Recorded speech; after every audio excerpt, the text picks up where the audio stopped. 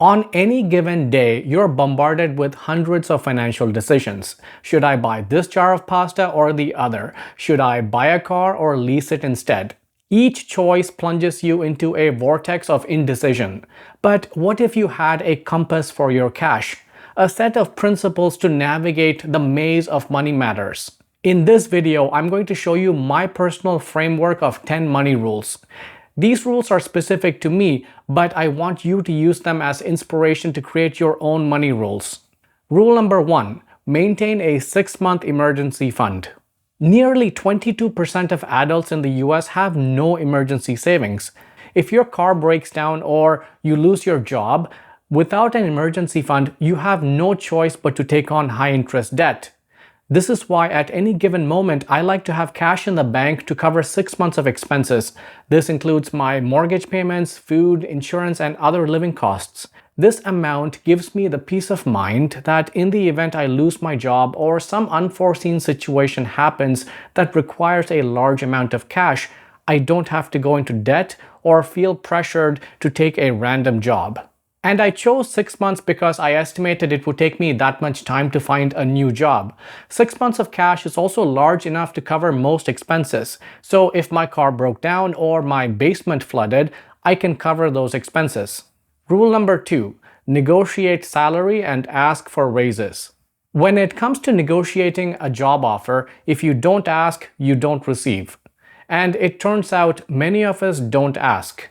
According to a survey by Fidelity Investments, 58% of Americans accepted the initial offer at their current job without negotiating. However, that same survey found that 85% of professionals who countered on the initial salary offer got at least some of what they asked for.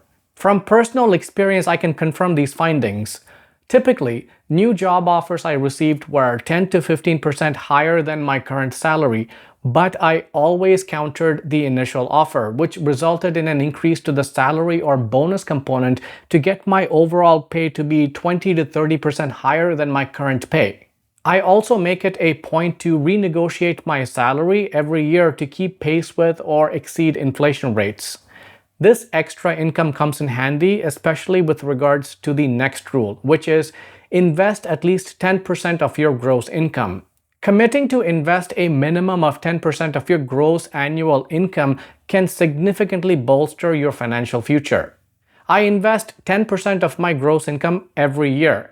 After each paycheck hits my checking account, an amount equal to 10% of the pre-tax value of the paycheck automatically leaves my checking account and gets invested into my RRSP account, which is similar to a 401k in the US.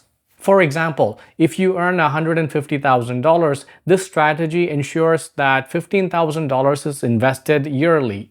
Most of my investments are in low-cost ETFs that track the S&P 500 index.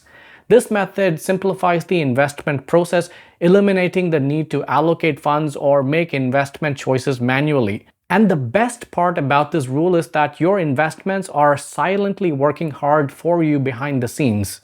To put it into perspective, $15,000 invested each year with a 7% return will yield $1.4 million after 30 years. The magic behind this growth is the power of compound interest, which exponentially increases your investment over time. Rule number 4. Reduce investment fees. One of the pitfalls of investing is underestimating the impact of fees.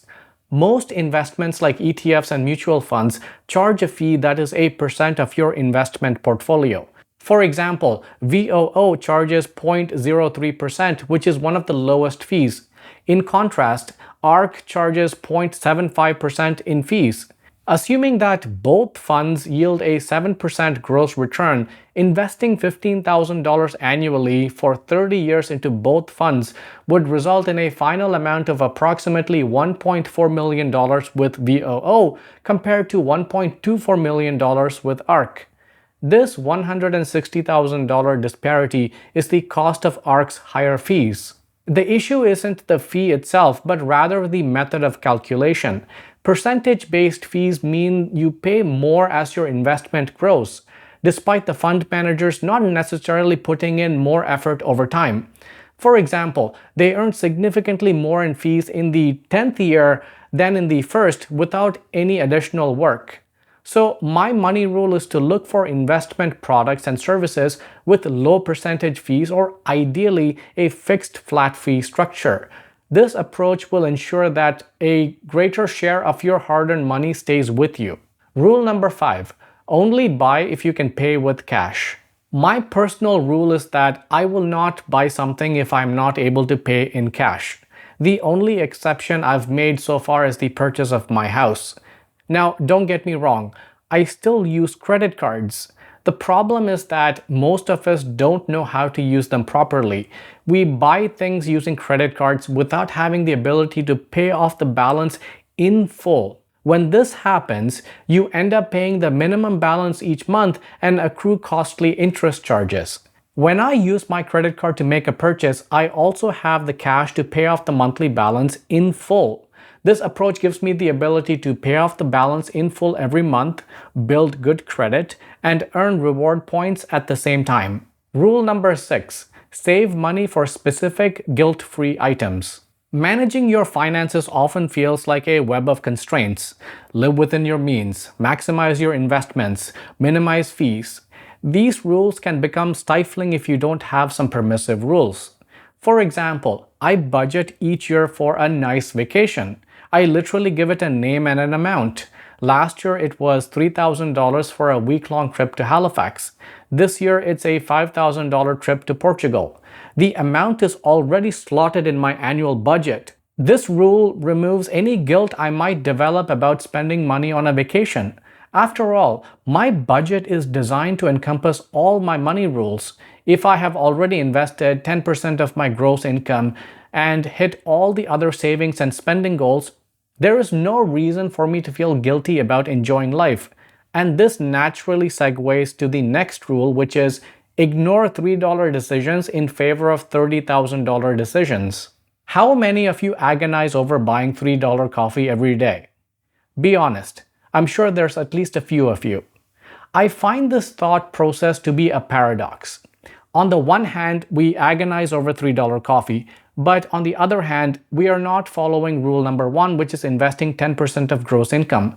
And most of us ignore rule number 5, which is buying expensive items on your credit card instead of paying cash. Application of these two rules alone would save you far more cash than not buying coffee every day. Let me show you. If you add up the cost of $3 coffee every day, that totals to approximately $100 per month or $1,200 per year. At the same time, the second biggest purchase for most people is their vehicle. And the most popular vehicle sold in the US at the moment is the Ford F-150, which costs approximately $60,000. Right now, the financing cost for this vehicle is 4% over 3 years. That equates to approximately $2,400 per year in interest charges alone. If you bought a car half the price, the interest charges get cut in half. And better yet, if you bought with cash, you can avoid interest charges completely. This comparison shows that while small expenses are easy to fixate on, it's the larger financial decisions like a vehicle purchase or investment strategies that have a more substantial impact on our financial health. It's these $30,000 decisions that deserve our attention as they shape our financial future far more than daily $3 choices. Number 8. Purchase for longevity. Let me ask you a simple question. How often do you buy new clothing? Every year or two? If the answer is yes, you are a victim of fast fashion. You see, most items manufactured today are not designed to last for more than a few years. For example, 5 years ago, I needed to buy new winter boots because the previous pair, which I had only purchased 2 years prior, completely wore out. My natural instinct was to buy a cheap pair again, but I took a chance with a more expensive pair from Blundstones. I bought their winterized slip-on boots. And let me tell you, those boots were a game changer. Super soft, comfortable, and robust. It's been through 5 winters with barely a few scuff marks. By the looks of it, it might last another 10 to 15 years. So spend a little extra on quality products that will last you a lifetime rather than paying for a lifetime of replacements. Number 9. Prioritize health. Remember, health is invaluable. Your body is the vessel that carries you on this brief journey through the universe. It is unique and irreplaceable. Damage it and there is no backup. A robust body leads to a sound mind and a joyful existence. Neglecting your mental and physical well-being only leads to spending your wealth on healthcare later in life. To maintain my health, I never compromise on quality food. I also invest in home gym equipment and ergonomic office furniture like a high-quality chair and a standing desk to support my body's needs. Number 10. Marry right. This is probably the most important money rule. Choosing a life partner influences everything: your living situation, lifestyle, even your core beliefs. Marrying someone who aligns with your life goals and values can lead to a harmonious and fulfilling life together. It's about finding someone who complements you, supports your aspirations, and grows with you through life's journeys. So choose wisely. Okay, these are my 10 money rules. Let me know how you would apply these principles in your life. Please give this video a like and subscribe to the channel if you haven't already. I'll see you in the next video.